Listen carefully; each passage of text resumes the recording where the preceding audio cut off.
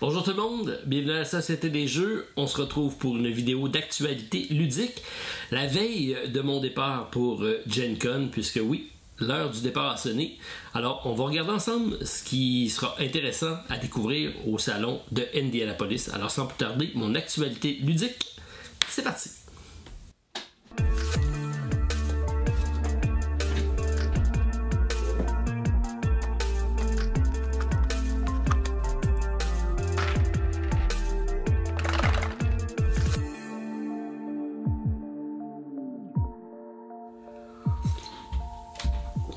Bonjour tout le monde, très content de vous retrouver en ce samedi matin. Si vous l'écoutez en direct lors de la sortie de la vidéo, partagez café, petit déjeuner en votre compagnie et j'ai sorti pour l'occasion une tasse assez spéciale. Alors j'ai ressorti, on va dire vraiment des boulamites, une tasse de mon échange de joueurs de hockey en 1979, donc j'avais à peine 11 ans et c'est un échange avec Pembroke aux États-Unis, dans le nord des États-Unis. C'est un échange de... Pendant une semaine, je pense, je suis allé jouer au hockey là-bas, dans un tournoi, et je parlais pas un mot anglais. Alors j'ai appris le mot « Are you hungry? » Donc « As-tu faim? » C'est à peu près tout ce que j'ai appris durant mon voyage. Donc ça a été quand même une belle expérience à 11 ans d'être dépaysé si on allait aux États-Unis pendant une semaine, loin de ses parents, dans une famille d'accueil. C'était intéressant. Et tout ça pour dire que, bon, mon affection pour les tasses date de longtemps. Donc c'était ce qui avait été donné en échange lors de cette fameuse rencontre-là. Je pensais pas que je l'avais gardé, j'ai retrouvé ça dans mes boîtes, alors je vous présente ma tasse de Pembroke, échange de hockey 1979, donc Longueuil, puisque j'habitais à Longueuil à l'époque, et Pembroke. Alors oui, je vous ai parlé de Gen Con, parce qu'effectivement, donc ce lundi matin, je décolle en direction de Indianapolis. Passer 9 jours là-bas, donc un peu de préparation avant pour préparer le boot, l'événement, puis on reste un peu après pour parler avec les studios, savoir ce qui s'en vient pour l'année prochaine, planifier l'année qui va venir. Nous, on amène beaucoup de jeux. C'est sûr qu'on va avoir des grosses sorties comme celle-ci qui est SkyTeam. D'ailleurs, j'ai fait une vidéo pas plus tard que... hier, pour ceux qui écoutent la vidéo en direct. Donc, j'ai fait ma présentation du jeu SkyTeam. Oui, c'est un jeu que j'apprécie grandement. Ça fait longtemps que je le vois aller. Il me reste à vous faire une présentation d'une partie en compagnie de Stéphane. À mon retour, on fera ça. Et je vais continuer à peaufiner mon solo pour pouvoir présenter une variante solo du jeu parce que c'est un coopératif 2 joueurs uniquement. Mais oui, j'ai déjà joué en solo. Ça fonctionne bien. Je veux juste tester plusieurs scénarios, voir si ça fonctionne sur tous les scénarios. Et je vous présente ça éventuellement, très simple. Juste ça vous permettra de le sortir en solo si vous appréciez ce type de jeu là. Moi c'est mon cas. Alors très peu de sorties cette semaine, donc c'est tous des jeux que vous avez vus à part celui-ci que j'ai reçu. Donc c'est Chant of the Old Ones. C'est donc un jeu dans l'univers de Lovecraft, un jeu qui va arriver sur Kickstarter. La compagnie m'a écrit savoir si ça m'intéressait de le présenter et ça me faisait beaucoup penser à un autre jeu que j'avais déjà reçu sur Kickstarter. Ça s'appelait The Old One, mais exactement Elder. Bref, je vais retrouver le titre, je le mettrai en vignette lors du montage de la vidéo. Donc hâte de voir, belle direction artistique. Les jeux de Lovecraft, généralement j'aime ça. Là on incarne des cultistes sur un plateau, jeu de cartes très bien illustré. Alors je vais voir qu'est-ce que ça dit. C'est la compagnie Invirdar, je connais pas du tout. Alors ça va être à découvrir pour moi. J'ai des informations, j'ai très peu d'informations sur la boîte et comme vous voyez c'est un prototype donc c'est noir. Alors je vais aller chercher voir s'il y a un solo, voir qu'est-ce que ça représente puis vous le présenter lors de la campagne Kickstarter. Donc j'ai reçu ça, ça suivra sur la chaîne. Comme je vous dis souvent, j'essaie de présenter des petits projets, aider des gens comme j'ai fait cette semaine avec Animal Catraz. C'est un projet québécois, je voulais lui donner un coup de main pour une visibilité, donc je vous le présente et tant mieux si ça peut aider pour la campagne. Donc Alain, bonne chance pour ta campagne et je vais faire la même chose donc avec ces petits projets là. Alors, je vous présente toujours ça sur la chaîne, puis c'est à vous de voir si c'est des projets intéressants, mais ça permet des fois de sortir du lot certaines compagnies qui aimeraient avoir cette visibilité-là. Donc, ça va être le cas avec for the Old One, donc à suivre sur KS, entre autres. J'ai ma variante solo de Super Mega Lucky Ducks. J'ai fait déjà une vingtaine de parties, ça fonctionne bien. J'ai fait des degrés de difficulté, donc facile, normal, difficile et extrême. Là, je suis en train de faire le extrême, voir si ça fonctionne. Je pense que ça va bien aller, donc faut que je vous mette ça par écrit, faut que je vous le présente. Alors je sais que plusieurs personnes m'en ont parlé, puis moi je trouve que c'est un jeu très addictif. On enchaîne vraiment les parties de celui-là, donc bien aimé, et ça va suivre. Et j'ai mis Cyclade ici parce que Cycladez, c'est mon ami donc Hicham qui m'a demandé de l'amener au Gen Con pour le présenter à tous ceux qui seront présents. Donc j'amène ma copie de Cycladez pour pouvoir le présenter là-bas. J'ai mis mon ordinateur ici, pour ceux qui le voient caché en arrière ici. C'est parce que je vous propose cette semaine, à la suggestion de les abonnés, de faire le tour du Hotness, donc des projets qui vont sortir au Gen Con, soit en achat, soit en démo. Ça nous permettra donc de faire une liste probablement de jeux à amener. Et je vais couvrir certains jeux et d'autres jeux, je vais vous dire, je vais en reparler bientôt. Parce que j'ai fait, un enregistrement en compagnie de Martin Lafrenière pour un spécial podcast Gen Con. Donc, ça va suivre vendredi prochain. Donc, durant l'événement, il y aura un petit podcast disponible. Donc, tous ceux qui s'ennuyaient de notre présence de l'autre côté du plateau, sachez qu'on va faire un petit spécial durant les vacances et on va être là la semaine prochaine. Donc, je vous propose de faire une tournée des projets comme ça et on pourra comme ça me revenir en me laissant des commentaires à savoir lesquels pour vous trouvez intéressants et que vous aimeriez que je ramène pour vous parler. Alors, sans plus tarder, on regarde la liste ensemble. Alors, on débute notre analyse des jeux qui seront disponibles lors du Gen Con 2023. C'est ma deuxième fois que je vais aller à ce salon. La première fois, c'était lors de la première année de la COVID. C'était vraiment pas le salon représentatif. Alors, j'ai bien hâte de voir comment cet événement-là marque le public parce qu'on me dit qu'effectivement, c'est assez spécial. La dernière fois, c'était à peine la moitié de l'assistance qui était disponible. Donc, on va voir comment ça se passe cette année, mais Gen Con, donc, c'est synonyme de nouveauté et la liste de BGG en fait foi, comme on peut voir ici avec les 551 nouveaux titres qui vont être disponibles lors de l'événement.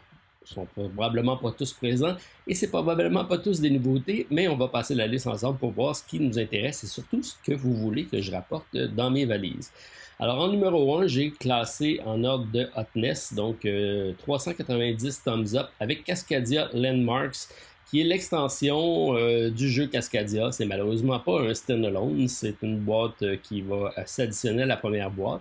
C'est toujours donc dans la même lignée des jeux que l'on apprécie grandement de la compagnie donc Flat Out Games. C'est Randy Flynn, Molly Johnson, Robert Melvin et Sean Stankovic.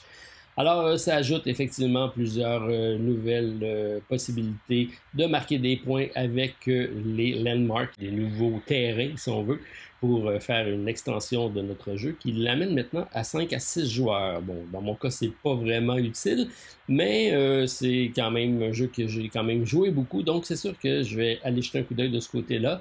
Par contre, si on peut voir ici, c'est disponible seulement en démo, donc ce ne sera pas disponible à l'achat, mais sachez que ça s'en vient très bientôt et également en français chez Lucky Dog Games. J'ai eu la confirmation que ça s'en vient de ce côté-là.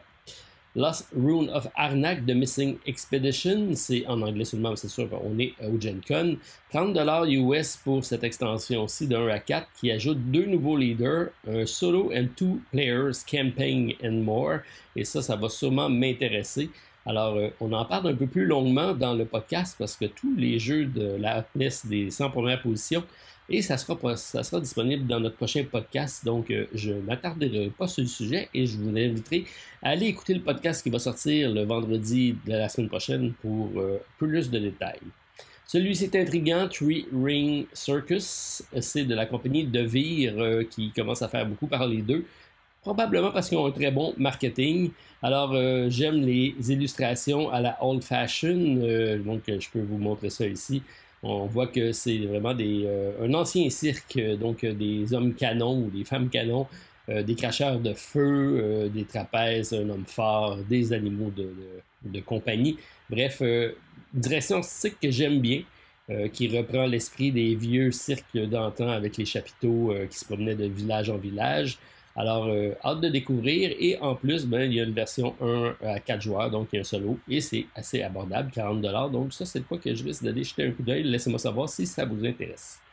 Race of the Rats, c'est de la compagnie donc de City of King. C'est de Frank West, celui que j'ai découvert avec City of King, justement, et que j'ai grandement apprécié. Alors, c'est de l'auteur L'Île des Chats.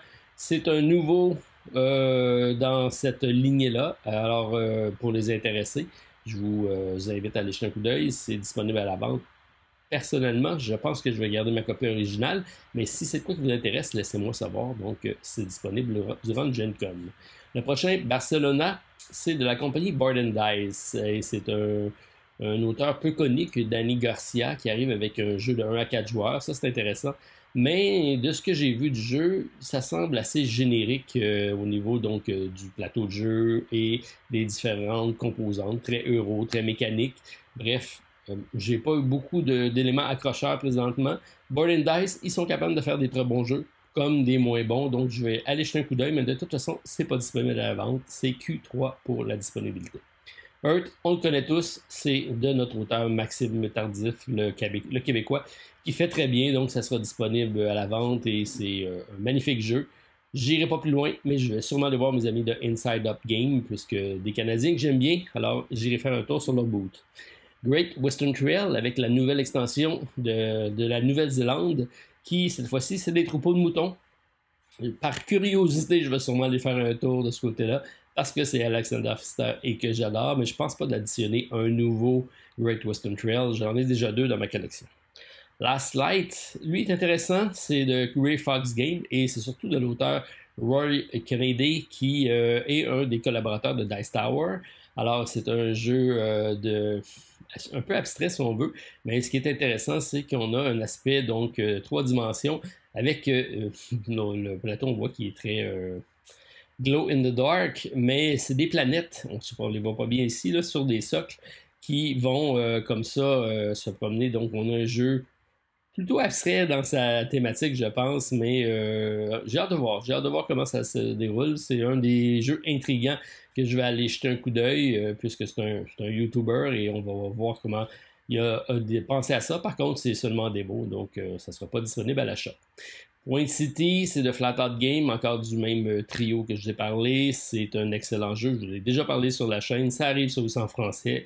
Je ne l'achèterai pas, c'est sûr, mais c'est un jeu que je vais additionner à ma collection parce que j'ai déjà joué et j'ai bien aimé. World Wonders, c'est de la compagnie Arcade Wonders et c'est un jeu que Martin a mis dans sa ligne de mire, donc Martin Lafrenière de la zone jeu de société. C'est disponible à l'achat et c'est un jeu intriguant de polyomino. Alors, des fois c'est bien, des fois c'est pas bien. Mais on va chercher comme ça à recréer les merveilles et on voit que Tom Weissel a bien apprécié ces parties. Donc, on va aller voir de ce côté-là. Et Martin m'a déjà passé une commande, donc on en parle plus longuement dans le podcast. My Island, qui est un peu la suite spirituelle de My City, c'est chez Cosmos et de l'auteur très reconnu Reiner Knizia. Alors, une suite avec un peu plus de complexité parce qu'on a maintenant droit à des tuiles qui sont donc octogonales, un peu à la Acropolis, si on veut. Alors, Legacy, encore une fois, je pense, qui, moi, j'ai pas eu la chance de tester le premier. J'ai joué au Roll and Write, on va y revenir tantôt, mais bon, je vais probablement acheter un coup d'œil de ce côté-là. Je pense pas me l'acheter, je vais attendre qu'il sorte en français, mais ça peut être intéressant. Donc, My Island, ça arrive là également. Age of Innovation, c'est de Capstone Game et c'est dans la même lignée des autres. Donc, on a affaire ici à une refonte du jeu Terra Mystica et un peu Gaia Project si on veut aussi, avec une mécanique sensiblement pareille, une thématique un peu différente, mais bref, encore là, j'ai déjà les 2 précédents, je ne sais pas si je vais aller voir, je vais sûrement aller jeter un coup d'œil, mais à 100$ US, pas certain de me ramener ça, c'est à voir.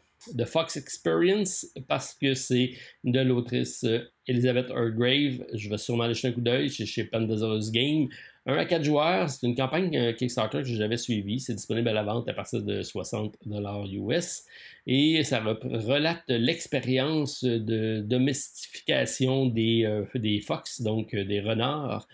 Et de génération en génération, on va suivre l'ADN des joueurs, de nos petites bêtes pour essayer donc des rendre domestiques. Alors, intéressant comme thématique. Elle a toujours des thématiques très fortes dans ses jeux. Là, mécaniquement, je ne sais pas ce que ça donne, mais bref, je vais aller jeter un coup d'œil. Elisabeth, ça peut être intéressant. Alors, c'est disponible à la vente encore là, 60$. Jérusalem, c'est déjà disponible au Québec. Je l'ai vu chez notre commanditaire de La Pioche, de la boutique La Pioche. 1 à 4 joueurs, ça m'intéressait. J'aime beaucoup la direction artistique, mais quand j'ai été lire le résumé, ça semble un peu trop religieux pour moi. Je me proclame comme étant athée. C'est pas bien grave, ça pourrait être un jeu intéressant. Donc, mais je suis pas certain de. Je vais aller voir. Donc, se rapprocher de Jésus lors du dernier repas pour essayer d'avoir des faveurs. Ça me semble bien drôle comme thématique. Bref, je mets ça de côté, mais je vais aller jeter un coup d'œil, donc, de ce côté-ci. Celui-là, il est seulement en démo, mais il m'intéresse. Donc, c'est Kutna Hora de City of Silver. Il n'y a malheureusement pas de solo, c'est de Check Game Edition. J'aime bien leur jeu généralement.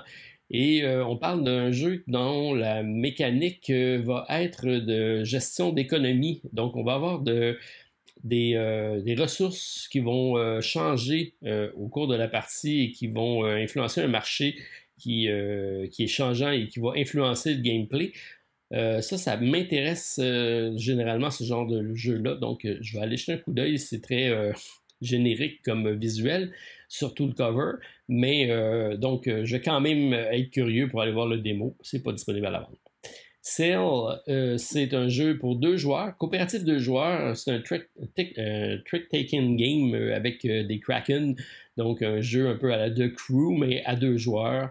En coopératif des auteurs, je pense, japonais. Généralement, ils font des choses assez surprenantes. Alors, peut-être que je vais aller jeter un coup d'œil. C'est probablement un jeu qui va créer un certain buzz, je pense, surtout qui n'est pas cher à 19$ US, donc à suivre.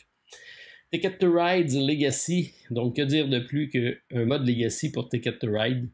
Encore là, même si c'est Matt Leacock, Rob Davio et Alan Moon, je ne serai pas présent et heureusement, c'est seulement démo. Donc, par curiosité, je vais jeter un coup d'œil, mais ça ne sera pas pour moi. Si Salt and Pepper, c'est déjà disponible en français. Bruno Catala, Théo Rivière, on connaît tous très bien, je pense, le jeu. Donc, ça arrive aux États-Unis et espérons qu'ils vont apprécier autant que nous. Ra, le 25e édition, ça aussi, c'est déjà sorti sur le marché nord-américain. Donc, c'est sûr que je n'irai pas de ce côté-là puisque c'est disponible à la vente. Forgotten Jungle, donc un nouveau chez Gamewright, un autre jeu de Matt Leacock. C'est un jeu donc avec une mécanique qui fonctionne généralement toujours bien. C'est du coopératif généralement et on essaie, comme les prédécesseurs de ce jeu-ci, de sauver de catastrophes évidentes. 2 à 5 joueurs, 45 minutes, 10 ans et plus. Et il n'y a pas de texte, je pense, là-dessus. Donc c'est quelque chose qui pourrait être facilement ramené. Mais j'ai déjà les précédents de ces jeux-là, donc pas certain d'aller me le procurer. Quoique Martin, ça y tentait, donc je vais quand même aller jeter un coup d'œil. Disney, déjà disponible sur le marché. Je sais que plusieurs l'apprécient grandement. Moi, je n'y ai pas joué encore. Il y a un solo, donc je vais le tester, mais ça sera à mon retour à Montréal. After Us, c'est également un jeu disponible en français déjà. C'est de chez Catch Up Game, je pense. Ça va être disponible chez Pandasaurus en anglais. 1 à 6 joueurs, il y a un solo et c'est un deck building à ce que je sais. Donc, c'est sûr que je vais sûrement aller l'essayer, surtout que c'est du Vincent Dutray au niveau des illustrations. Donc, moi, c'est quoi que je vais essayer. Et Catch Up Game, je vais les rencontrer là-bas, donc je vais leur en parler. Surtout, je suis probablement sûr qu'il y en a d'entre vous qui l'ont déjà testé. Vous me direz ce que vous en pensez. Donc, je ne ramènerai pas ça de mon voyage, mais j'aimerais ça essayer ça. Fit to Print est probablement un jeu que je vais ramener. Donc, chez Flat Out Game encore, ils sont vraiment très bons. Alors, 1 à 6 joueurs, $40, c'est 15 à 30 minutes. C'est un genre de flip and write ou roll and write. C'est de Peter McPherson. C'est lui qui a fait Little City, donc les petites bourgades. C'est un jeu qui était fort intéressant. Et là, on a affaire avec la une. Donc, on va recréer des unes de journaux. Donc, illustration intéressante. Et on a ici, c'est pas vraiment des polyomino, mais c'est des différentes formes pour faire notre une de journal et marquer un maximum de points. C'est pour ça que c'est à mi-chemin entre un roll and write, flip and write et polyomino, mais c'est pas vraiment des polyomino. Donc, ça peut être intéressant. Moi, je vais sûrement ramener ça. Donc, Fit to Print est sur ma liste à moi. Laissez-moi savoir ce que vous en pensez. Galaxy Cruise, j'aurais bien aimé ça ramener ça, mais c'est seulement en démo, c'est de 1 à 4 joueurs. Et bon, j'aime les jeux d'exploration spatiale. L'illustration de Yanoto, j'aime beaucoup ça. Par contre, on parle ici d'exploration spatiale avec des guests, donc des invités, dans un luxury cruise. Donc, c'est des croisières de luxe pour des gens célèbres et qui ont beaucoup d'argent. Donc là, ça m'intéresse moins à ce moment-là. Alors, j'aime l'aspect artistique de la direction artistique du jeu, mais pas certain que ça va être mon genre de jeu. Expédition, Martin l'a eu la chance de l'essayer, Stonemaier Games, donc je le ramènerai pas, mais je vais sûrement emprunter sa copie pour tester ce jeu-là. Je sais que Stéphane y a déjà joué, donc chanceux. C'est pas mon cas encore, donc c'est à suivre. Wild Tile West, c'est probablement, bon, pas assurément un jeu que je voudrais ramener. Pourquoi? Parce que c'est la compagnie Direwolf et surtout de l'auteur Paul Demon, c'est l'auteur de Clank, également l'auteur de Dune Imperium. Et là, il arrive avec un jeu thématique un peu western. Bon, c'est peut-être pas ça qui va être accrocheuse, mais c'est un jeu encore de polyomino avec un aspect donc de carte également, une course, bref. Généralement, je me fais séduire par ces jeux. Et généralement, il sort tout le temps quelque chose d'intéressant. Il y a un solo en plus là-dedans. Donc, je vais aller probablement me le procurer celui-là parce qu'il m'intéresse. Donc, avec Wild Tiles West. Pampero de App Games. C'est un jeu qui est un solo. C'est un jeu seulement en démo. Donc, je vais aller jeter un coup d'œil. Mais bon, thématique éolienne, ça peut être intéressant. Un autre éolienne, tout de suite après les tribus du vent, donc on connaît déjà ça, c'est sûr que c'est chez nous, donc on va aller le tester.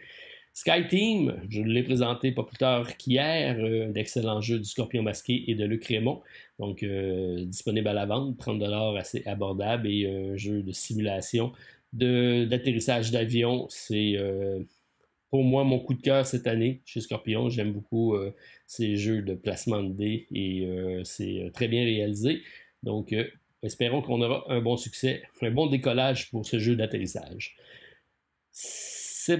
Severnake Forest, 2 à 4 joueurs, c'est en vente, compagnie de Vire encore. Ça semble un peu plus enfantin comme jeu si on prend les illustrations très BD. Je ne connais pas. Je vais sûrement aller jeter un coup d'œil. C'est coloré, c'est cute. C'est sûrement pas pour moi par contre. Alors c'est à suivre. Émerge chez Pandasaurus Game, c'est un jeu intéressant, assez abstrait par contre dans son développement. Alors, on a des meeples en forme d'animaux, des placements de dés, des îles avec toutes sortes de bêtes comme ça. Donc, ça pourrait être intéressant. C'est pas un jeu que je ne connais vraiment, donc je vais aller jeter un coup d'œil. C'est des mécaniques de dice rolling puis placement d'ouvriers. Donc, un jeu simple de dés. Il n'y a pas de poids au niveau de la complexité. C'est un 2 à 4 joueurs. 75 minutes, un peu long pour ce type de jeu-là, par contre, je crois. Alors, à tester. Empire's End, c'est un jeu donc de Brother Wise Game. C'est John D. Clare, un auteur que j'aime bien, qui a fait encore les card slaving, entre autres, que j'ai bien aimé comme mécanique innovante de son côté. Et un jeu de 2 à 4 joueurs, un peu triste qu'il n'y ait pas de solo. C'est disponible en démo et c'est un jeu qu'on va avoir en français. Ça va arriver chez Lucky Dog Games. Alors, je vais sûrement aller vouloir tester ce jeu-là. Il me semble assez simple et ça, c'est intéressant d'avoir des jeux un peu plus simples. Les illustrations sont quand même superbes, donc jeu de combo de cartes et qui va nous permettre de gérer un empire. Alors, c'est à suivre. Et je pense que c'est une réimplantation d'un jeu qu'on a déjà vu exactement. C'est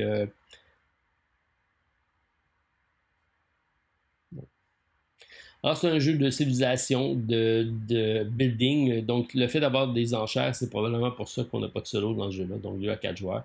Empire's End, je vais aller jeter un coup d'œil, mais je ne rapporterai pas puisque ça sera disponible en français. Iki, euh, Iki avec l'extension Akebono, bien, c'est bien sûr chez Sorry We Are French. Donc, ça sera disponible chez nous. L'excellent jeu de Kota Yamada qui donc une extension qui arrive. Ça aussi, ben, j'ai déjà eu la chance de l'avoir, donc ça je ramènerai pas, mais content de voir que ça arrive. Sagrada Artisan ajoute une version Legacy à ce jeu de dés-là, donc de construction de vitraux. Un superbe jeu qui fonctionne généralement très bien, un puzzle game donc de Adrian Adamescu et Daryl Andrew. J'aime beaucoup le jeu de base. Dans sa version Legacy, je ne sais pas si c'était vraiment nécessaire de l'avoir. Et il n'y a pas de solo dans cette version-ci. Donc, bon, c'est la mode de faire des Legacy, mais à 75$ US pour un Legacy pour ce jeu-là, ça me semble un peu cher. Alors, le démo de Dead Cells, bien sûr, du Scorpion masqué, ça sera disponible. Et c'est nous qui apportons ça. Donc, on pourra y jeter un coup d'œil. Thunder Road Vendetta, c'est un jeu de Restoration Game, un jeu que j'ai entendu beaucoup de bien. 2 à 4 joueurs, ça sera disponible à la vente, mais c'est déjà disponible au Canada, donc je ne ramènerai pas, mais j'ai hâte de tester ça. Arborea de Alley 4 Games, 1 à 5 joueurs, et généralement c'est des jeux intéressants, de petits puzzle game faciles, accessibles, mais c'est en démo, donc on ne ramène pas ça. Blind Business, c'est un cover qu'on commence à voir à la mode, très abordable, 12$ US. Il y a une belle cote, 124 thumbs up, c'est quand même beaucoup. Donc, c'est encore de Devere, ils font de l'excellente publicité. Battle of Britain chez Undaunted, c'est déjà disponible au Québec, donc on ne ramène pas, mais Martin a grandement apprécié. Bonsai, c'est un jeu qui a un solo, c'est disponible à la vente, mais j'ai déjà le prototype au bureau pour voir si on va le localiser en français, donc il me reste à le tester. Donc, hâte de voir comment s'adapte ce petit jeu pas, je dis japonais, là, mais c'est dans son esprit de tailler des bonsaïs. C'est zen, c'est intéressant. Dice Veggies. Bon, même le végétarisme vient faire son apparition dans le jeu de société pour probablement donc surfer sur la vague de popularité.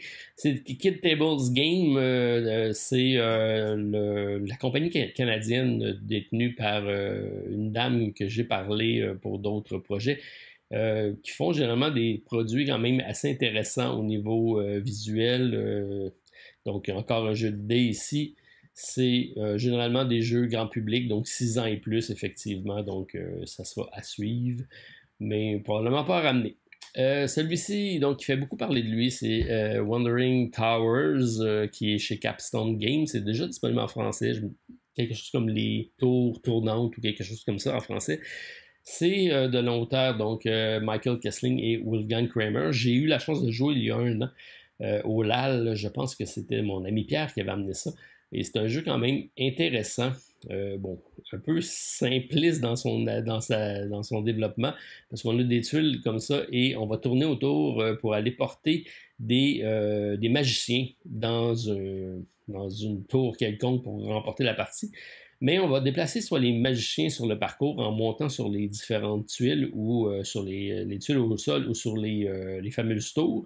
Mais on peut également déplacer les tours, mais les tours s'empilent l'une sur l'autre. Et si on peut également venir capturer des magiciens. Donc, on a une espèce de mémoire, savoir où sont rendus où nos personnages. Et donc, chaque déplacement d'un personnage va avoir une incidence sur le reste de la partie des autres joueurs. C'est quand même intéressant. Tout ça se joue simplement avec un dé et des cartes. Donc, petit jeu malin qui, bon, encore une fois, montre que des designers ont connus, sont capables de faire des bonnes et grandes choses. Donc, 2 à 6 joueurs, 8 ans et plus, 30 minutes par partie, c'est très bien. Si vous avez la chance de l'essayer, vous allez probablement apprécier. War of the Ring, the card game, c'est la suite avec Against the Shadow. J'ai pas eu la chance de jouer à celle-là, et en plus, il y a un solo. Donc, faudrait-je bien que je me procure la version initiale, et c'est quand même abordable. Donc, à suivre et à ajouter probablement à ma ludothèque un jour. Beer and Bread, ça a déjà été présenté sur la chaîne avec mon ami Steve, donc vous pouvez aller écouter la vidéo. C'est de Scott Helmes et c'est un 2 joueurs, donc j'en dis pas plus, allez jeter un coup d'œil à la vidéo. Neotopia chez Arcane Wonders, 2 à 4 joueurs, 45$. Bon, ça me semble encore une fois très générique, une thématique plutôt abstraite. Ça me fait penser aussi à Mandala Stone au niveau du placement de ces fameuses tuiles-là. Bref, ça ne sera pas pour moi, mais par curiosité, je vais aller jeter un coup d'œil. Yokai Sketch. Je suis encore chez Devir. Devir font énormément de jeux cette année. Darwin Journey, non pas Darwin Journey, In the Footsteps of Darwin, c'est chez Sherry Warfrench, c'est un de mes coups de cœur de l'année. Donc, il me reste à peaufiner le solo parce que c'est un 2 à 5 joueurs, ça viendra. Luthier, donc un jeu de conception de violon avec un solo, mais seulement démo à suivre. Amouré, c'est donc le 20e anniversaire qui revient, le jeu, un classique de Rainer Knizia, on connaît probablement tous. Des cryptos aussi, on le connaît bien parce que c'est son 5e anniversaire et il revient quand même dans un nouveau format, une nouvelle boîte avec tous de nouveaux mots. Donc, pour les adeptes du jeu ou si vous voulez le découvrir, vous pouvez très bien passer par celui-là. Donc, on a refait une refonte du jeu chez Scorpion Masqué avec l'auteur Thomas Dagenet-Espérance. C'est toujours excellent. Valbara, le coup de cœur de Dice Tower, ça m'a surpris quand j'ai écouté la vidéo de Tom Vassell. Il a fait une critique en live et il a même mis sa note directement lors de la vidéo à 8.5 sur Valbara. Donc il le met un successeur de Citadel et effectivement c'est ce genre de jeu-là. Donc 2 à 5 joueurs chez Studio H et c'est de l'auteur Olivier Sipierre. Ensuite on a Cosmoctopus. Lucky Dog Games, ça c'est surprenant parce que je ne l'ai pas vu arriver. D'habitude, les jeux de Lucky Dog, je les vois arriver. En plus, il y a un solo. Et c'est un jeu, un autre jeu de style Lovecraft un peu avec des tentacules. Mais il me semble un peu, bon, pas enfanté, mais un petit peu plus bon, grand public si on veut. Alors, pourquoi pas? Je ne sais pas qu'est-ce que ça dit en solo, donc je vais aller jeter un coup d'œil de ce côté-là avec ce Cosmoctopus. Unmatched Adventure Tales of Two Amaze, ça a été donc chez Restoration Games. C'est la possibilité de jouer en solo. C'est les fameux Unmatched. Et c'est disponible seulement en démo par contre. Donc je sais que Martin a déjà backé ce jeu-ci et ça suivra. Zongo de First Empire, je vous en ai parlé, Sorry We Are French, et on m'a bien évidemment spécifié que c'était une refonte d'un jeu qui existait déjà. Donc c'est un peu la spécialité de Sorry We Are French, ils prennent des vieux jeux quand même qui ont passé l'épreuve du temps et ils le remettent au goût du jour. C'est vraiment dans la même lignée de Iki, alors ça pourrait être très intéressant. Charcuterie de board game, je vais juste répondre à une question, pourquoi? Alors, ça sera pas pour moi. The Weirwood Manor, c'est un jeu de Mike Casey. 1 à 5 joueurs, c'est seulement en démo, donc on va aller jeter un coup d'œil. AO Ruler of Yucatan, c'est un jeu que je vous ai présenté lors de la campagne Kickstarter. Moi j'ai eu un bon petit coup de cœur sur ce jeu-là. C'est très bien. Donc 1 à 5 joueurs, il y a une partie effectivement solo. C'est un placement, c'est plutôt un jeu de majorité sur des territoires, donc dans le Yucatan avec des empires. Et on va comme ça se positionner pour essayer d'influencer des dieux et avoir la faveur des dieux pour pouvoir marquer des points. C'est très bien. Donc, je vais aller voir le produit final et peut-être parler aux auteurs s'ils sont présents, puisque bon, j'étais présent lors de la campagne avec AO Ruler of Yucatan. Shake That City, chez AEG, je sais que mon ami David de Professeur Board Game en a parlé, il l'a présenté lors de la campagne. Il y a un solo où c'est également là-dedans. Une mécanique originale de brasser des boîtes dans laquelle on va avoir donc différents cubes qui vont finalement décider où est-ce qu'on va installer tout ça. Je ne sais pas si c'est plus gimmick que mécanique stratégique, mais bref. À suivre. Artemis Odyssey, c'est la suite de Artemis Project. Donc, c'est un jeu qui était sorti il y a quelques années chez Grand Gamers Guild, que j'ai malheureusement pas à ma collection. Deep Dive, chez Flatout Games, généralement, je vous le dis, ils font toujours de bons jeux. Donc, moi, c'est sûr que je vais aller voir ça. C'est pas tellement cher, 25$ US. Et bon, cette fois-ci, on a un jeu plus de Push Your Luck et de Set Collection. Semble plutôt simple comme jeu, 1 sur 5 au niveau complexité, donc probablement pas mon genre de jeu, mais qui sait, on va aller jeter un coup d'œil de ce côté-là. Kinfire Chronicles Nightfall, c'est un jeu que j'ai déjà pris un rendez-vous chez Incredible Dream Studio pour aller voir, me faire présenter le jeu, parce que 1 à 4 joueurs, et celui-là, ben, il semble pas mal plus gamer, avec des standees comme ça en acrylique. Et c'est un petit jeu dans lequel on va avoir une espèce de narratif, mais avec un plateau qui est un peu comme dit le Adventure Book de Lord of the Ring. Donc, c'est différentes maps qu'on va retrouver dans un cahier et qu'on va comme ça se promener. Un peu aussi peut-être à la... comme nos Outsworn qu'on a vu, mais vraiment plus light. Donc, à suivre. Je vais aller jeter un coup d'œil de ce côté-là. Ultra Undead or Alive, c'est l'extension du très bon jeu d'Antoine Boza et de John Grumpf. Donc, ça sera disponible. Inside Job, on en parle beaucoup. Donc, c'est chez Cosmos. C'est un 2 à 5 joueurs. C'est un jeu de cartes qui est un autre jeu de style donc des déductions, end management, des rôles cachés. C'est un semi-coopératif qui se joue en équipe. 2 à 5 joueurs, 20 à 30 minutes. Parce qu'on en parle, je vais sûrement être curieux, puis je vais aller voir ça, parce que, bon, illustration intrigante, mais déduction semi-coopératif, ça va être à voir. Roa, donc chez Gros Game, c'est un jeu qui est déjà disponible en sol canadien, donc 45$ US. Alors, je n'irai pas parce que c'est chez nous. Celui-ci, il fait beaucoup parler de lui également, Queens by Midnight, sûrement par ses illustrations, parce qu'effectivement, c'est accrocheur. C'est un 3-6 joueurs par contre, et c'est des artistes que je ne connais pas pourquoi, mais c'est bien réalisé. Donc je ne sais pas si c'est plus esthétique, en tout cas au niveau conception graphique et même mécanique, parce qu'on voit ici on a une horloge qui sert de Dice Tower en même temps. Donc à voir comment tout ça va se dérouler, mais bon. C'est un jeu qui sera disponible à la vente. 70$ US, c'est quand même pas donné. Ark Nova, avec l'extension, ça c'est de quoi qui est très attendu également. 1 à 4 joueurs. C'est disponible en démo seulement. Disney Animate, c'est chez Funko Game et Prospero Hall. 2 à 4 joueurs. Thématique Walt Disney. Je sais qu'il y a beaucoup d'adeptes de Walt Disney. Est-ce que le jeu sera à la hauteur? C'est un peu comme Ark Nova.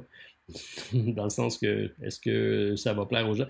On va écrire un peu des scènes, on dirait, à partir donc de calques transparents. Bon, c'est sûr que ça ne sera pas pour moi, et c'est 10 ans et plus, 2 à 4 joueurs, 40 à 80 minutes. À suivre. On a Trailblazer, qui est déjà disponible, je pense, à la vente au Canada. 1 à 8 joueurs, je l'avais déjà regardé, probablement que je vais...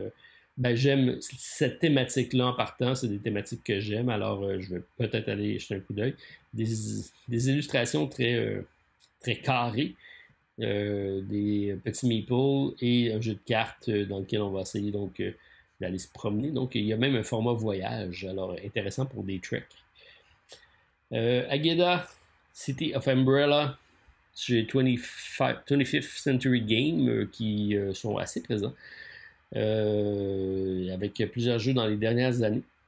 Et là, puisqu'il y a un solo, je vais sûrement le regarder, mais 1 sur 5 et très peu d'informations à part des Umbrella comme ça.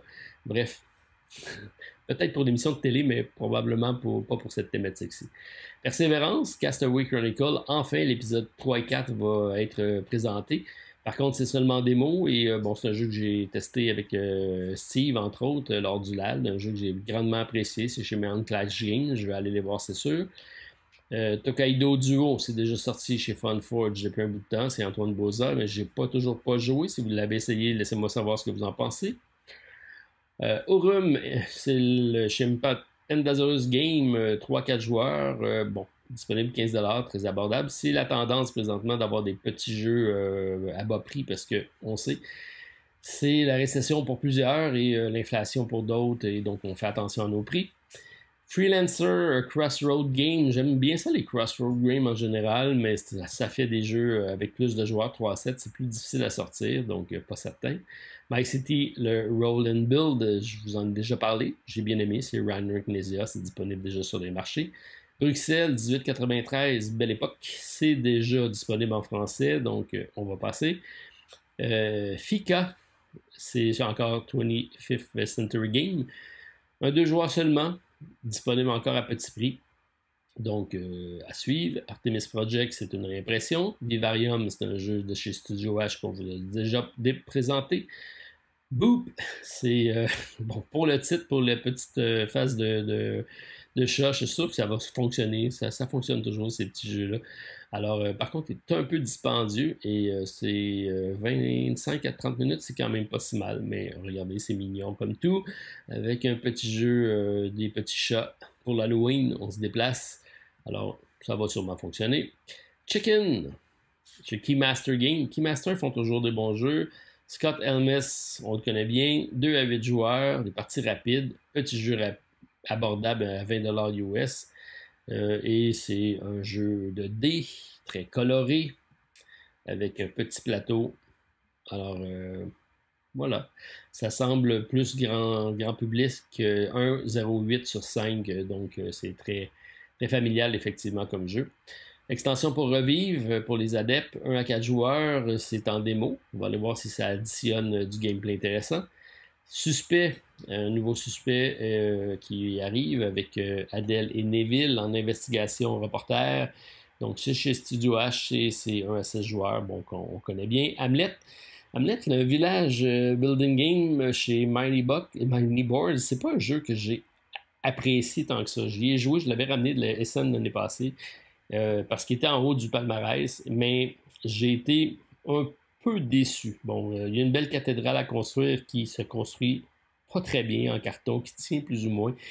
Bon, ça, c'est des variantes dans plusieurs langages. Ce qui est intéressant, c'est que les tuiles ont toutes des formes assez différentes et ça fait en sorte que c'est un peu puzzly à installer tout ça pour les installer pour avoir une belle jouabilité dans le jeu. Mais après ça, c'est un déplacement, genre le pick-up and deliver. On a plus ou moins de contrôle sur la partie. Bref, ça m'a laissé sur mon appétit. Oathsworn Into the Deep Wood, qui a fait beaucoup parler de lui. Il y a une seconde édition qui arrive en Q3, 1 à 4 joueurs. C'est un jeu que j'ai, mais que j'ai jamais joué parce que je l'ai passé à mon ami Benoît. Donc, Benoît a fait la campagne où il est en train de la faire et moi, ben, j'attends un jour GGOV. Mais ça me fait plaisir de te le passer, Benoît, et enjoy. Suspect, on en a parlé, c'est disponible chez Studio As. Chump, chez Play, 1 à 4 joueurs, des dinosaures, encore une fois pas cher, 8 ans et plus. Un autre, c'est Pollen, qui est un Rainer Knezia. Play, je ne connais pas la compagnie, donc ils vont commencer peut-être à s'installer sur le marché, 2 à 4 joueurs. 39$, une extension pour Hamlet. Miller Zoo, qui fait très bien. Surtout aux États-Unis, je pense que le graphique fonctionne bien par rapport au jeu. Et il a même figuré dans une émission de télé à Washington comme étant le jeu préféré de la commentatrice. Donc, heureux de savoir que le jeu de chez Randolph fait belle figure aux États-Unis. Hâte de voir comment il va être reçu lors du Gen Con. Spellbook, celui-là m'intéresse chez Space Cowboy. Peut-être que vous le connaissez déjà en France, c'est pas arrivé chez nous. Donc 1 à 4 joueurs et on dit qu'il y a beaucoup de combos de cartes qui vont être différents pour pouvoir les jouer. 45 minutes, 2 sur 5, c'est assez rapide et je pense que ça va être mon genre de jeu.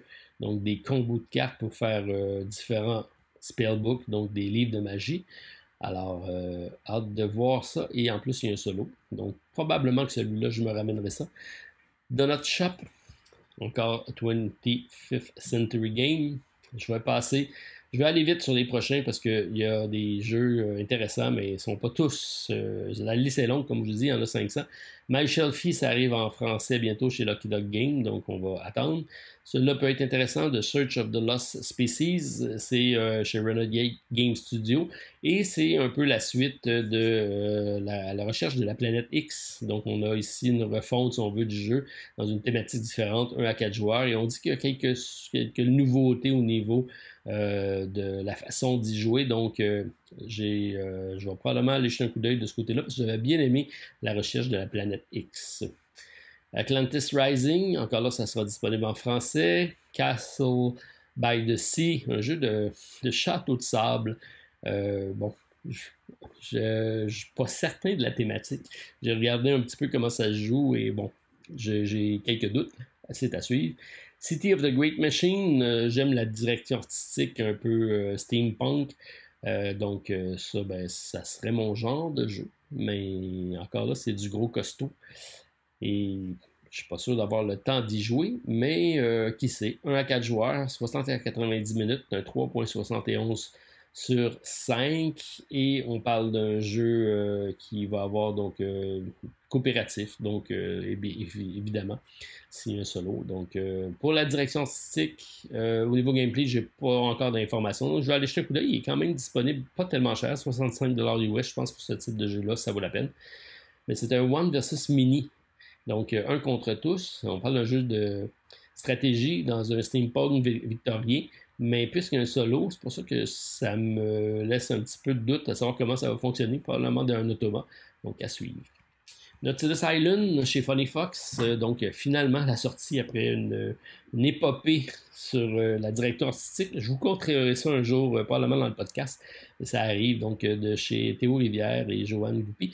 C'est un jeu qui me fait beaucoup penser à The Lost Cities. Donc c'est intéressant au niveau du gameplay. Alors et en plus, ben, maintenant c'est un 2 à 4 joueurs, donc à suivre. Ça vient de sortir. Tabris. Je ne connais pas, mais c'est de 1 à 5 joueurs. J'aime l'aspect artistique et on parle d'un Meeple moving game, donc un déplacement de Meeple et non pas un placement de Meeple. Une action rapide, donc dans un bazar perse. À suivre, c'est en démo. Miss Wind, ça a été présenté en Kickstarter. J'avais suivi l'épopée. C'est Adrian Damascu et Daryl Andrews. C'est les mêmes auteurs du jeu qu'on a parlé tantôt avec les vitraux.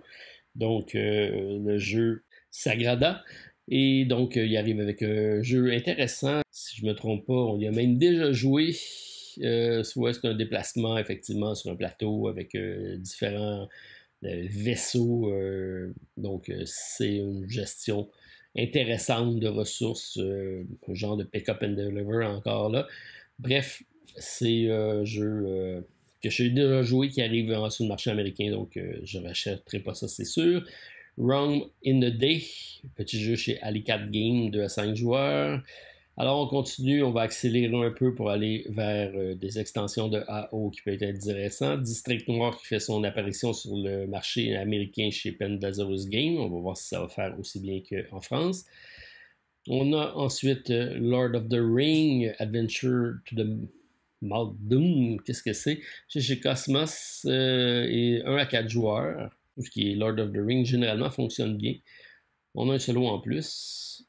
On a quand même de belles illustrations et un jeu assez d'envergure. C'est un placement de dés. Si on regarde les mécaniques de jeu, on fait affaire avec un jeu coopératif de roulement de dés et qui se joue en solitaire, donc assez simple. 1.86, donc un peu peut-être à la Adventure Book qu'on a parlé, mais bon, ça va être à suivre. On va aller jeter un coup d'œil de ce côté-là. Sea of Strifefire, non. Castle of Mad King, ça, c'est le Collector Edition qui va arriver en français. Donc, c'est une énorme boîte. Chez Bézier Games, ça s'en vient en français, ça va être intéressant. Critical chez Studio, chez Gigamic, c'est-à-dire, on en a déjà parlé.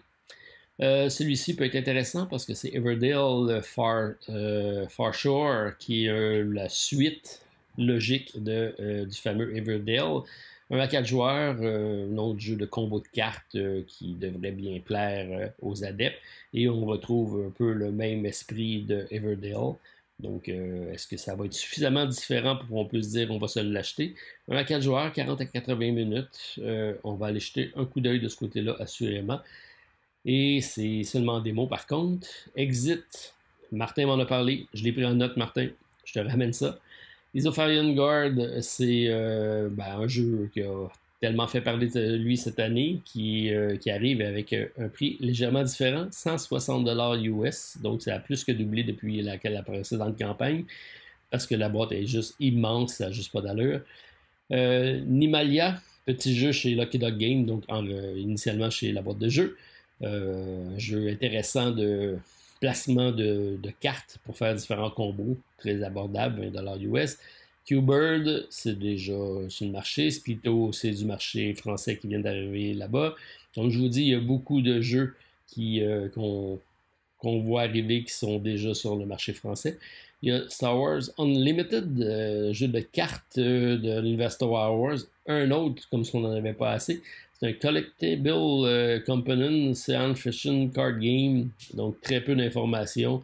Et j'ai déjà probablement tous les jeux de cartes de Star Wars. Je pense pas aller sur celui-là. GozuX, chez Sorry We Are French, ça arrive également aux États-Unis. L'extension pour Robin Hood, les aventures. Fédération, qui est en nomination à Cannes l'année passée, qui arrive sur le marché américain, 2 à 4 joueurs. Qu'est-ce qu'on a d'autre? On va aller rapidement. Donc, Return to Dark Tower, qui est en réimpression. Redwood Sit Down, c'est un jeu français donc qui arrive, ça c'est suite à une campagne socio-financement. J'avais eu la chance de le voir l'année passée à Essen et j'aime bien la façon donc ça se joue avec des angles de vue puisque c'est un safari photo qu'on fait. Donc on a différents gabarits pour essayer de voir sur une carte différents éléments et faire une espèce de set collection. J'aime bien l'originalité de ce jeu-ci, donc je suis content de voir qu'il arrive en vente. Donc, on va aller jeter un coup d'œil. Art Project, j'ai eu la chance d'essayer ça. Ça sent bien en français également. Qu'est-ce qu'on a d'autre? Instant Knowledge m'intéresse également, mais c'est déjà sorti. Couture, ça c'est un jeu japonais, mais c'est un 3 à 6 joueurs, 19$. Donc, on va aller jeter un coup d'œil. Et la Pagos, tout le monde connaît ça. Le fameux It's a Wonderful World qui continue à sortir des extensions. Même chose pour Northgard avec des extensions. Euros, ça s'en vient chez Lucky Dog Game aussi. Ça va être disponible en français éventuellement. Il y a le Virtual Revolution chez Studio H qui devrait être intéressant parce qu'il a un gros gameplay. Celui-là, j'en entends souvent parler. Donc, Acquire. C'est chez Renegade Game Studio. C'est un 2 à 6 joueurs. 50$ US, c'est pas donné. Mais c'est un jeu d'économie. Donc, un end management, un investissement, market. Et bon, c'est pas le plus sexy des jeux, mais c'est un jeu qui est culte, je pense. Donc, je vais probablement aller jeter un coup d'œil là-dessus parce qu'il y a beaucoup de monde qui en parle. Donc, Acquire. Link 2, c'est chez nous ça. Northgard encore avec l'extension. Space Explorer avec une extension. Ça va être intéressant. Bravo, bravo, c'est chez nous également. Indiana Jones. Bon, je sais pas si c'est un jeu d'Indiana Jones de trop comme c'est un film de trop, on reste à voir. Chez Funko Games, généralement, me tient loin de la compagnie.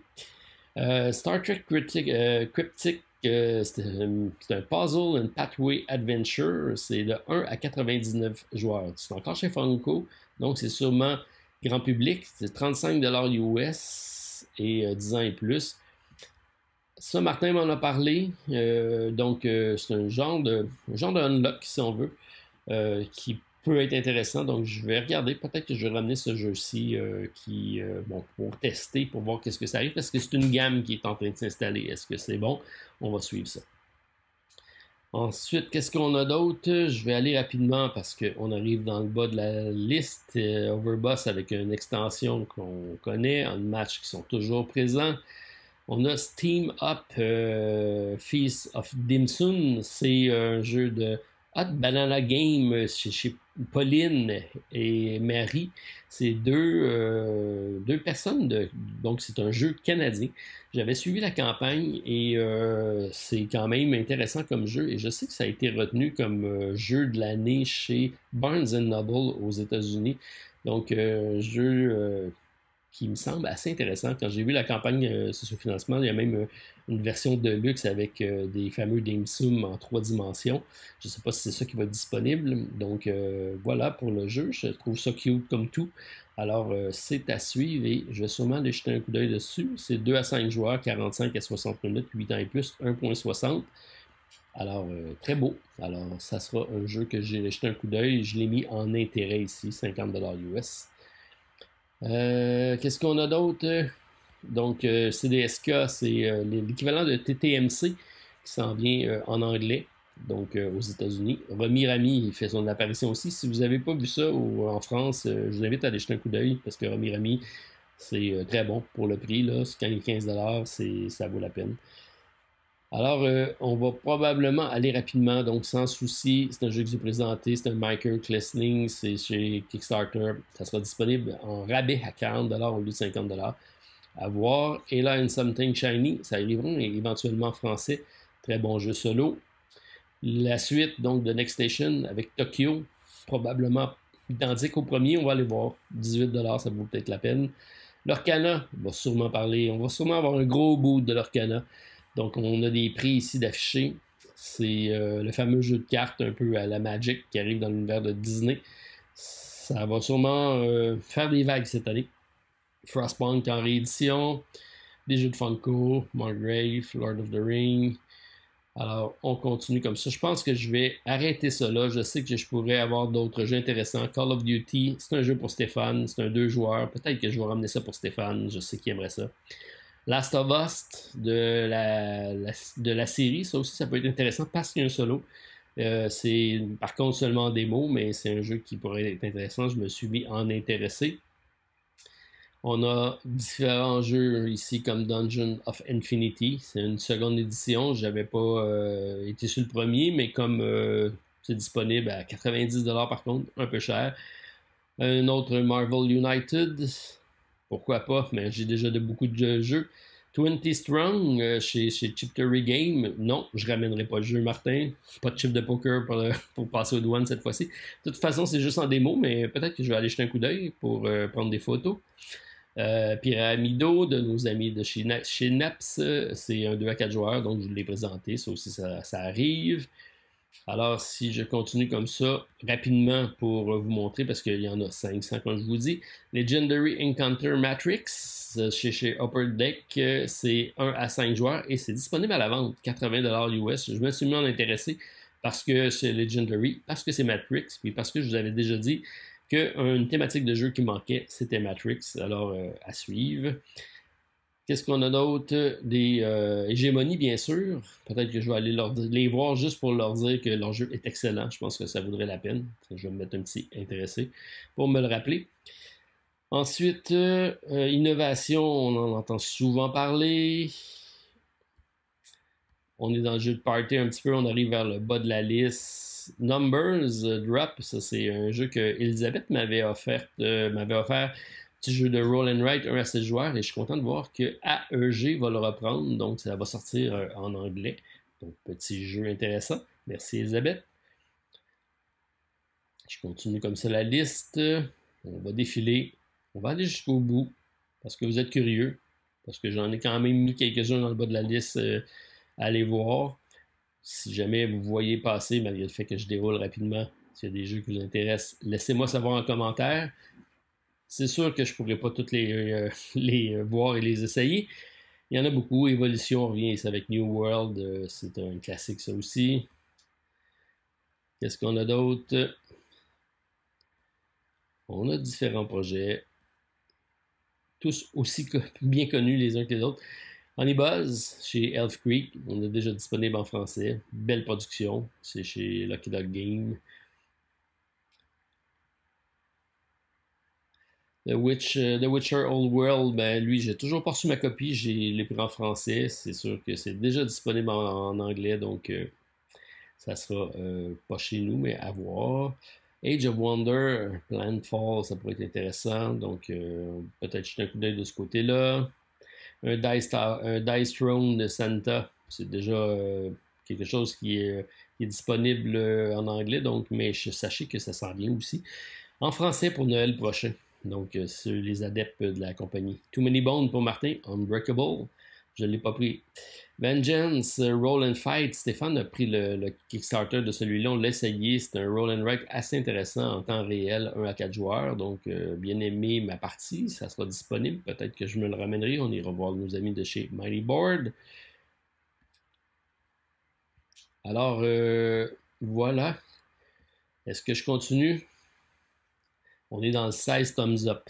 J'ai celui-ci, Dragonborn Lord of Valhalla, je vous l'ai déjà présenté, ça sera disponible en français également, 1 à 4 joueurs, 50$ en spécial, donc je vais aller les voir parce que j'ai fait la vidéo de présentation lors de la campagne, et c'est un jeu que je trouvais quand même intéressant, donc sachez que ça arrive très bientôt, ceux qui l'auront backé, si ce n'est pas déjà arrivé. Et celui-là est déjà présent, disponible en français. Ça arrive sur le marché américain. Le fameux Liar's Up saison 1, qui est disponible également en français chez Boom Boom Game. On vous l'a présenté sur la chaîne. Merci à Martin. Bref, vous voyez que cette année, c'est pas la manne au niveau des jeux. Je trouve que c'est pas une année riche en nouveautés attendues. Probablement que parce que les titres ont déjà beaucoup sorti au courant de l'année. Un niveau diplomatie, ça pourrait être intéressant. J'ai fait tellement de parties longues et interminables de ce jeu-ci. Donc, c'est ça. On va aller jeter un coup d'œil, aller voir nos amis de chez Ice Makes pour Terrorscape qui est dans ce sous-financement. Donc, leur dire bonjour parce qu'on a fait une vidéo durant la campagne. C'est Steve qui avait fait ça. On avait reçu le jeu de leur part. J'ai des extensions qui arrivent pour Ares Expedition. Alors voilà pour ce qui est de la maigre parution de cette année au Gen Con. Je vais dire maigre parce qu'effectivement, il n'y a pas de grosses sorties, à moins qu'ils nous réservent des surprises. D'un fois, c'est pas sur la liste et à la dernière minute, ça arrive et on en fait une grosse publication. Donc, c'est pourquoi ça peut être intéressant.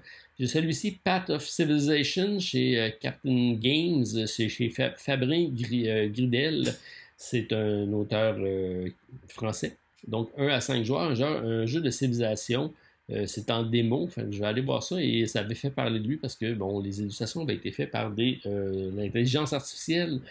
Alors, on va aller voir qu'est-ce que ça donne de ce côté-là.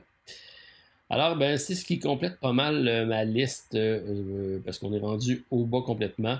Donc, je vais aller scouter ça pour vous. Donc, faire le tour des différents kiosques, aller voir ce qui a retenu mon attention.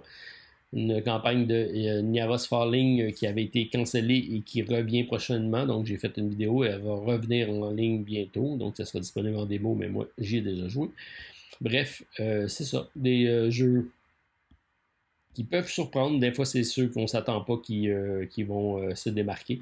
Donc, on va aller jeter un coup d'œil là-dessus. Laissez-moi savoir en commentaire lesquels vous intéressent, lesquels vous voulez que je jette un coup d'œil ou même ramener pour en parler sur la chaîne. Donc, j'attends de vous lire, j'attends de lire vos commentaires. Puis, ben, sur ce, on passe à la conclusion de notre vidéo de la semaine. Bon, alors, comme vous avez pu constater, la liste de cette année, je la trouve pas très chargée. Je trouve pas qu'il y a d'excellents jeux avec une longue liste d'attente. Il y a quelques projets intéressants. C'est beaucoup des projets européens qui arrivent en sol nord-américain, donc vous connaissez déjà. Alors, c'est pourquoi il y a toujours des perles rares qui vont rester cachées. Donc, c'est ce que je vais faire. Je vais me promener dans le salon pour essayer de dénicher ces perles-là, pour vous en parler, vous arriver avec les fameux projets obscurs que je testerai, donc que je charge. Je vais essayer de découvrir pour vous. Alors, petite dernière nouvelle, ben oui, j'ai pour l'occasion retrouvé mon iPhone, donc j'ai été changer mon iPhone puisque je pars en voyage, mais c'est surtout parce que c'est ma caméra de dessus pour faire mes vidéos, et là, c'était complètement à sèche, j'avais plus de téléphone, donc c'est pas pratique pour travailler, encore moins pour faire les vidéos, alors j'ai été me chercher remplacer mon téléphone, et après quelques discussions avec Apple, j'ai réussi à faire remplacer parce que c'était vraiment un problème de batterie qui avait gonflé, qui a fait éclater la vitre. Bref, j'ai eu un remplacement pour pas trop cher, alors c'est une bonne nouvelle. Ça me permettra donc de vous présenter des vidéos et surtout à Gen Con parce que c'est ce que je vais apporter pour filmer. C'est bien la grosse caméra là, qui sert à filmer, mais c'est pas tellement pratique à se promener et je vais essayer de me promener léger. Alors je me ferai un petit kit avec la caméra et ça fera amplement l'affaire pour vous présenter ça. Aujourd'hui, les caméras des appareils mobiles sont presque aussi performants que nos gros appareils. Donc, vous verrez sûrement pas la différence. Alors, c'est ce qui complète ma courte vidéo de cette semaine. J'attends de vous lire à savoir qu'est-ce qui a retenu votre attention parmi la liste qu'on a parlé. Puis, ben, moi, je suis prêt, complète mes valises et la semaine prochaine, c'est Direction Gen Con, je ne serai probablement pas en ligne samedi prochain. Je vais quand même essayer de faire soit des clips, soit des shirts. Peut-être que je ferai des shirts, donc des petites vidéos courtes que je mettrai sur la chaîne ou sur la page Facebook. Donc restez à l'affût. Et il y aura bien sûr le spécial du podcast de l'autre côté du plateau la semaine prochaine. Donc voilà. Merci à tout le monde. Puis on se souhaite bonnes vacances à ceux qui partent en vacances. Puis bon Gen Con à ceux qui seront présents. Et tous les autres, bon week-end et on se revoit prochainement sur la chaîne. Bye tout le monde. À la prochaine.